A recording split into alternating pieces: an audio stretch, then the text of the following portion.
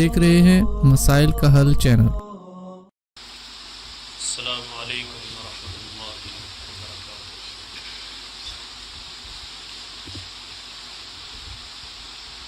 الحمد للہ وحدہ والصلاة والسلام علی من لا نبی بعدہ، اما بعد فاعوذ باللہ السمیع العلیم من الشیطان الرجیم، بسم اللہ الرحمن الرحیم۔ فَإِنْ آمَنُوا بِمِثْلِ مَا آمَنْتُمْ بِهِ فَقَدِ اهْتَدَوْا وَإِنْ تَوَلَّوْا فَإِنَّمَا هُمْ فِي شِقَاقٍ فَسَيَكْفِيكَهُمُ اللَّهُ وَهُوَ السَّمِيعُ الْعَلِيمُ۔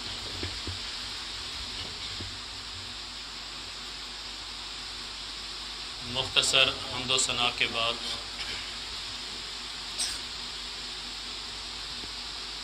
اللہ کے پیغمبر محمد رسول اللہ صلی اللہ علیہ وسلم کی بعثت سے قبل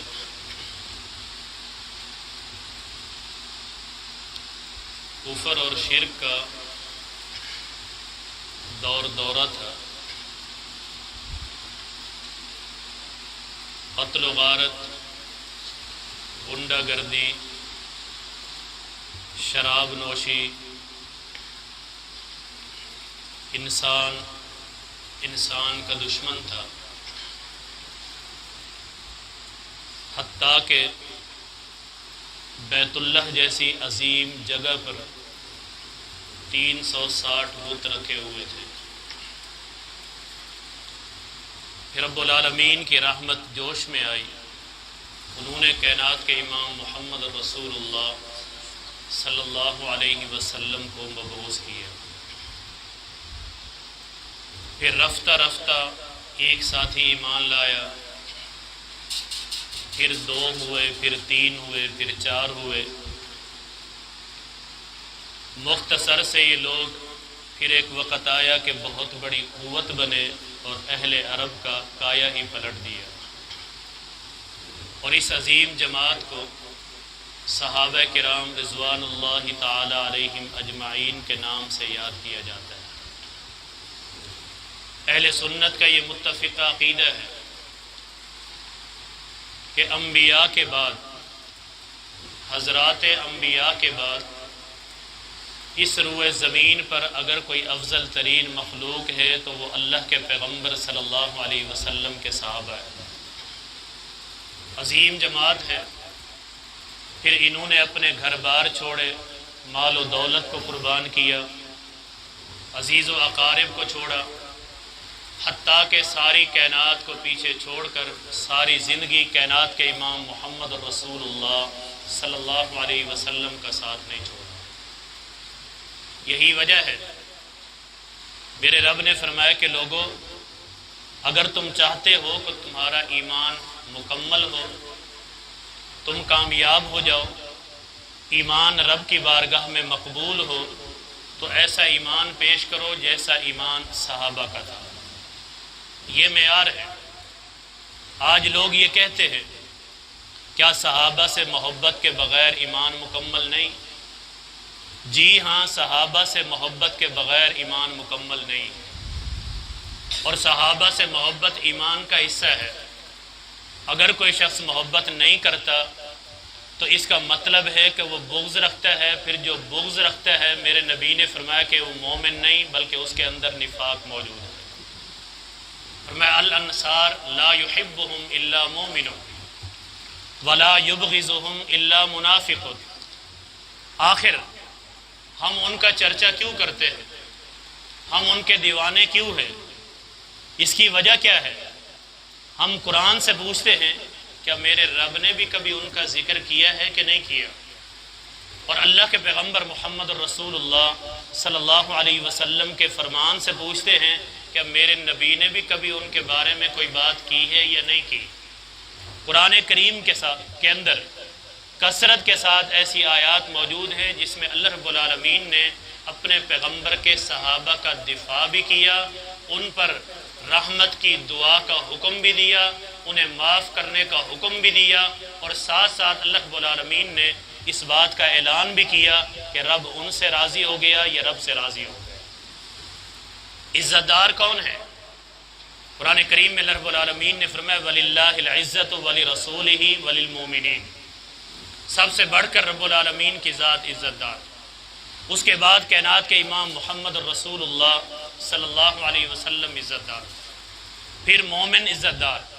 یہ مومنین کی جماعت سب سے پہلی جماعت، اولین جماعت کون سی ہے؟ یہ صحابہ کی ہے۔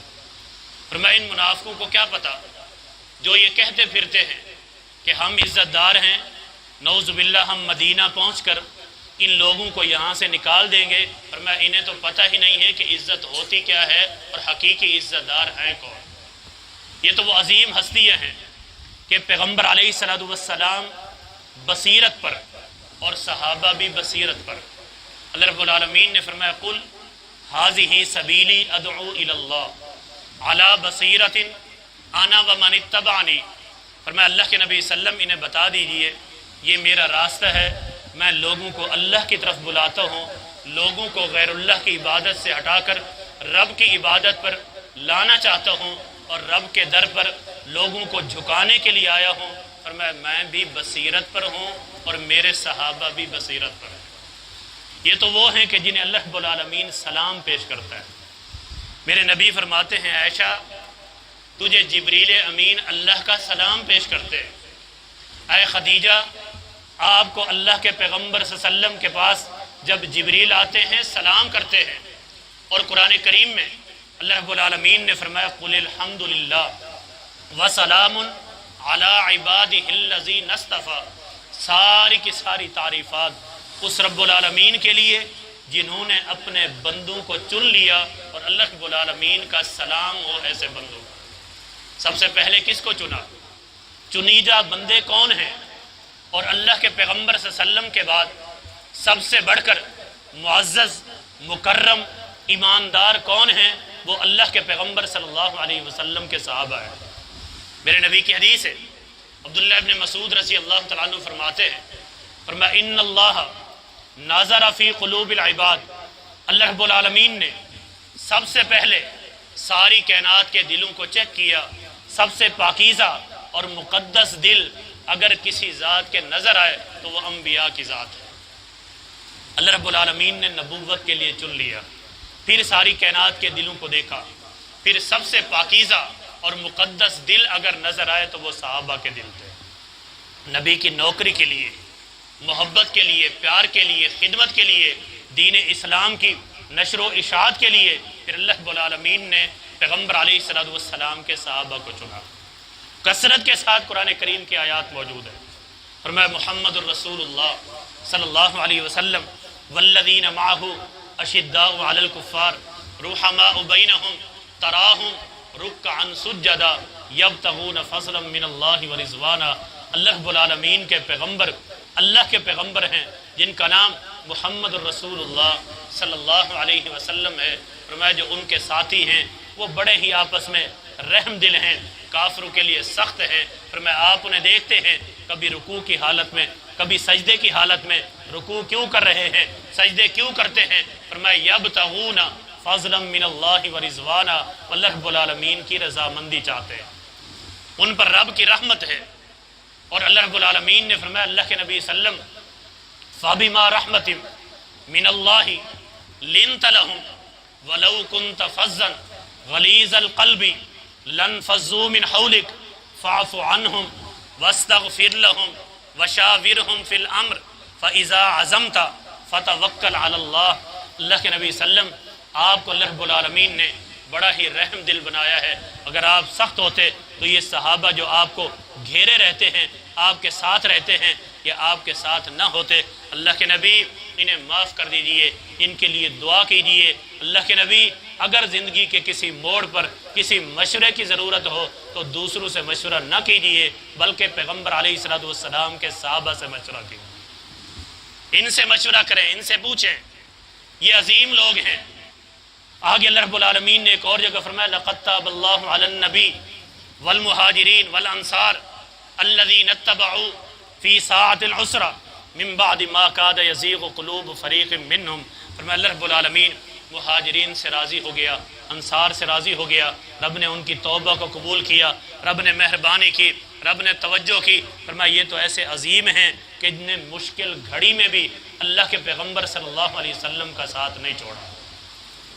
ہم نے تو مشکلات دیکھی نہیں، کیسی مشکل گھڑی۔ ابو قتادہ رضی اللہ تعالیٰ عنہ فرماتے ہیں، کہا جنگ تبوک کا موقع ہے، فرمایا ہم سفر میں تھے، ہمارے کھانے کے لیے کچھ نہیں تھا، ایک اونٹ کو ذبح کر کے اس کی اوجڑی سے نکلنے والے پانی کو ہم پیتے، پانی کو پیتے۔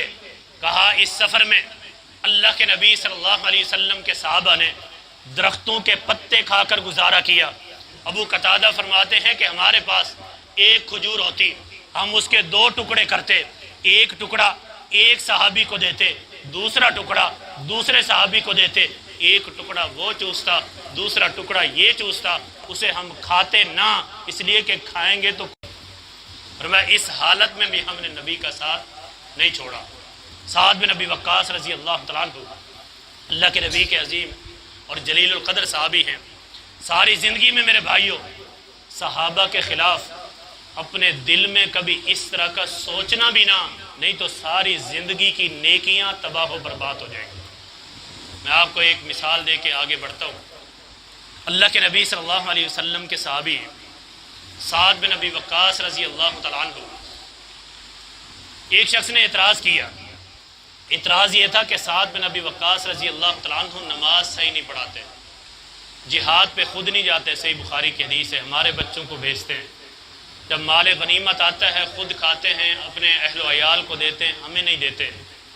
فاروق اعظم رضی اللہ تعالیٰ عنہ کا دور ہے، انہوں نے ایک ٹیم بھیجی کہ جائیں پتہ کریں میرے نبی کا صحابی ہے اور ایسا شخص تو ہے ہی نہیں، یہ اعتراضات کیا ہیں۔ اس موقع پر سعد بن ابی وقاص رضی اللہ تعالیٰ عنہ نے فرمایا تھا، کہا ظالمو تم نے سعد بن ابی وقاص رضی اللہ تعالیٰ عنہ پر الزام اور تہمت لگائی ہے، لیکن یاد رکھو سعد بن ابی وقاص تو ایسا صحابی ہے جسے میرے پیغمبر نے خود فرمایا تھا، فدا کا ابی و امی یا سعد، اے سعد میرے ماں باپ آپ پر قربان ہو۔ صحابہ فرماتے اللہ کے نبی ہمارے ماں باپ آپ پر قربان ہوں، اور سعد بن ابی وقاص کو اللہ کے پیغمبر فرماتے ہیں کہ اے سعد میرے ماں باپ آپ پر قربان ہوں۔ وہی سعد فرماتے ہیں، کہا ساتھیو ایسی مشکل گھڑی میں جب ہم پتے کھایا کرتے ہمارے پیشاب ایسے ہوتا جیسے بکریوں کے پیشاب میں مینگنی آتی ہیں، ہم نے اس حالت میں بھی نبی کو نہیں چھوڑا۔ ایک صحابی نے کہا اللہ کے نبی بھوک کی وجہ سے میرے پیٹ پہ پتھر بندھا ہوا ہے۔ میرے نبی نے فرمایا اے ساتھی، اے صحابی آپ نے اگر ایک باندھا ہے تو تیرے پیغمبر نے 2 باندھے ہوئے۔ اعتراض کیا، پتہ چلا کہ صرف یہی ایک شخص ہے، اور اعتراض کرنے والا کون ہے؟ کوفی ہے۔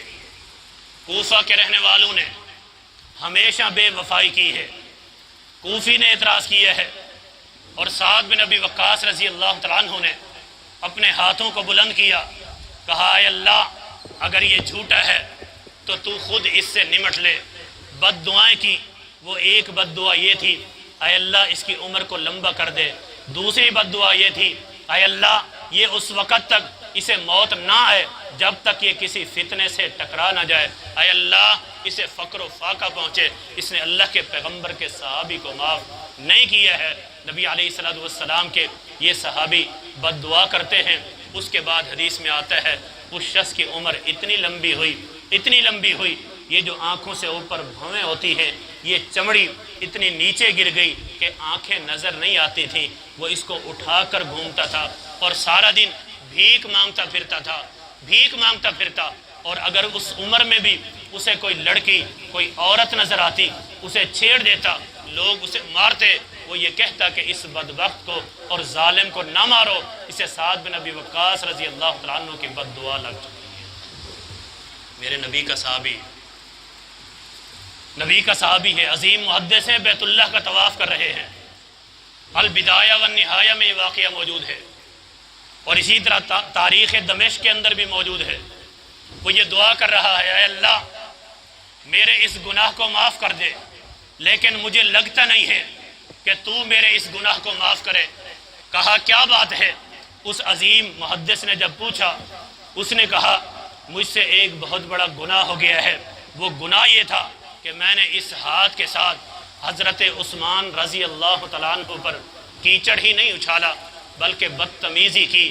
جب ان کی شہادت ہوئی مجھے موقع ملا تو میں نے اس عظیم انسان کے، اس عظیم صحابی کے، جسے میرے نبی نے فرمایا تھا ما ذر عثمان ما عمل بعد اليوم، آج کے بعد عثمان اگر عمل تو نہ بھی کرے تو رب نے تیرے کھاتے میں جنت کو لکھ دیا ہے۔ کہا میں نے موقع پا کر اس عظیم صحابی کے چہرے پر تھپڑ مارا تھا۔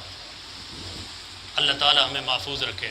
کہا جب سے میں نے تھپڑ مارا ہے میرا بازو سن ہو گیا ہے، اس طرح لگ رہا ہے جس طرح یہ لکڑی ہے۔ کہا میں اب یہ دعا کر رہا ہوں اے اللہ میرے اس گناہ کو معاف کر دے، لیکن مجھے لگتا نہیں ہے کہ میرا رب میرے اس گناہ کو معاف کرے۔ میرے بھائیوں، ایمان ہے، ایمان کا حصہ ہے۔ امام طحاوی رحمہ اللہ فرماتے ہیں لوگوں جو صحابہ سے محبت کرتا ہے میری محبت اس کے ساتھ ہے، جو صحابہ سے بغض رکھتا ہے میں اس سے بری ہوں۔ کہا صحابہ ایمان ہیں، صحابہ اسلام ہیں، صحابہ دین ہیں، صحابہ احسان ہیں، ان سے محبت کرنے والا ہمارا دوست ہے۔ کہا ان سے بغض اور عداوت رکھنے والا وہ امام طحاوی رحمہ اللہ کا اور اہل سنت کا کچھ نہیں لگتا، ہم اس سے برات کا اعلان کرتے ہیں۔ اس لیے کہ میرے بھائیوں آج کے اس پرفتن دور میں ٹائم زیادہ تو نہیں ہوگی،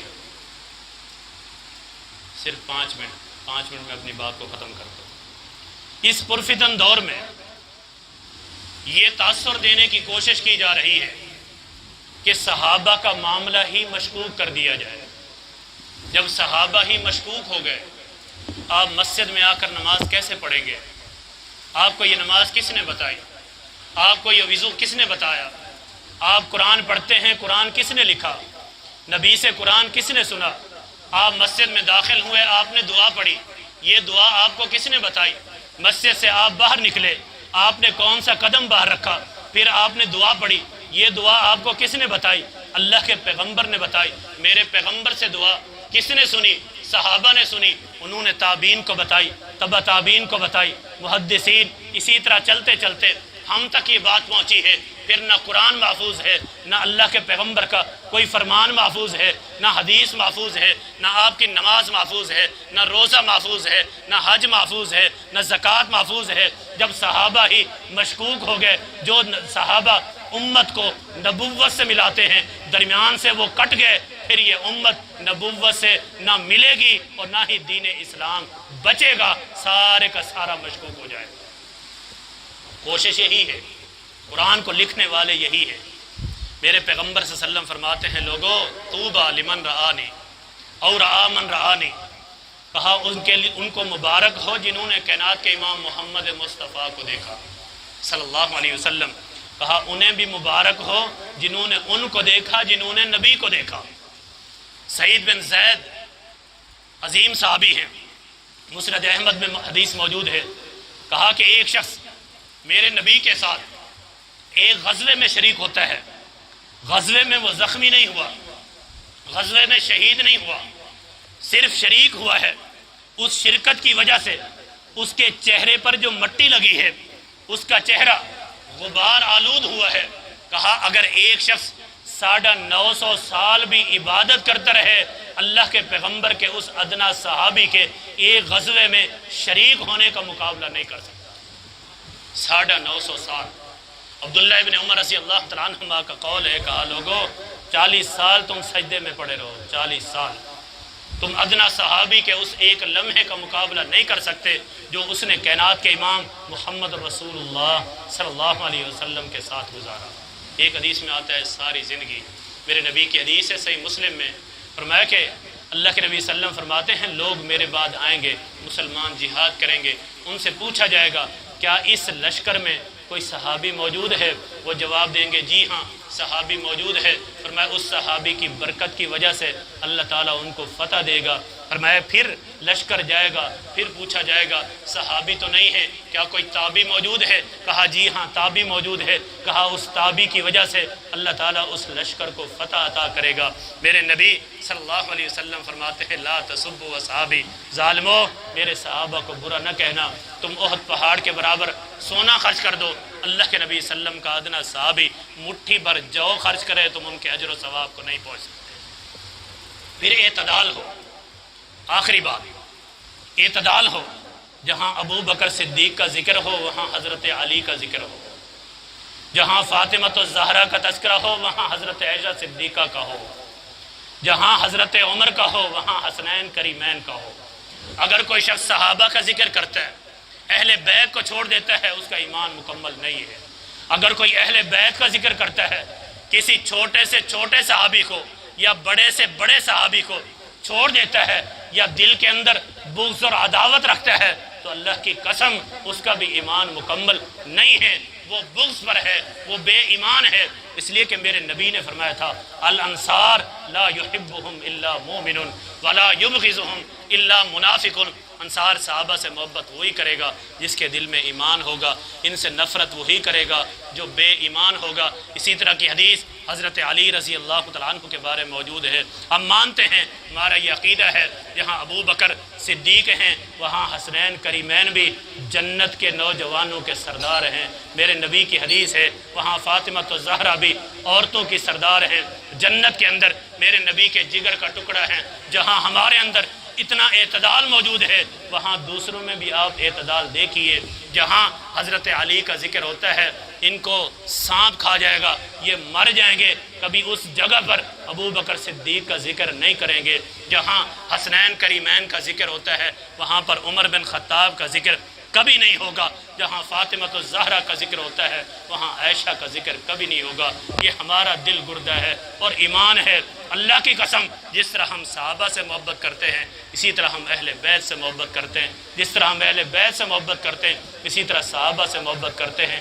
اگر ہمارا تو یہ ایمان اور عقیدہ اور نظریہ ہے، ان میں سے ساری زندگی میں کسی نے بھی کسی کے خلاف کوئی بغض اور عداوت، کوئی دل میں کوئی نقص پیدا ہوا تو ساری زندگی کے اعمال تباہ و برباد ہو جاتے ہیں۔ اللہ رب العالمین سمجھ دے اور عمل کی توفیق دے۔ باقی آپ جانتے ہیں، پڑھے لکھے لوگ ہیں، محرم الحرام کے مہینے میں امام ابن تیمیہ رحمہ اللہ فرماتے ہیں سنت یہ ہے کہ 9 اور 10 کا روزہ رکھا جائے، اور ایک حدیث میں آتا ہے سنن ابو داؤد کی اور مسند احمد کی حدیث ہے، اگر کوئی شخص 9 کا نہ رکھ سکے تو 10 اور 11 کا رکھے۔ باقی فرمایا کہ اس سے ہٹ کر کوئی چیز سنت نہیں ہے۔ آپ لوگوں کو دیکھتے ہیں، دیکھا دیکھی میں کوئی عمل نہ کیجیے۔ میرے نبی کی حدیث ہے صحیح مسلم میں، اللہ کے نبی صلی اللہ علیہ وسلم کی بیویوں نے، ازواج مطہرات نے، ایک نے خیمہ لگایا، اس کو دیکھ کر دوسری نے لگایا، پھر تیسری نے لگایا۔ میرے نبی نے پوچھا یہ کیا ہے؟ کہا اللہ کے نبی اعتکاف کے لیے خیمے لگے۔ کہا پہلے تو ایک تھا اب بڑھ کیوں گئے؟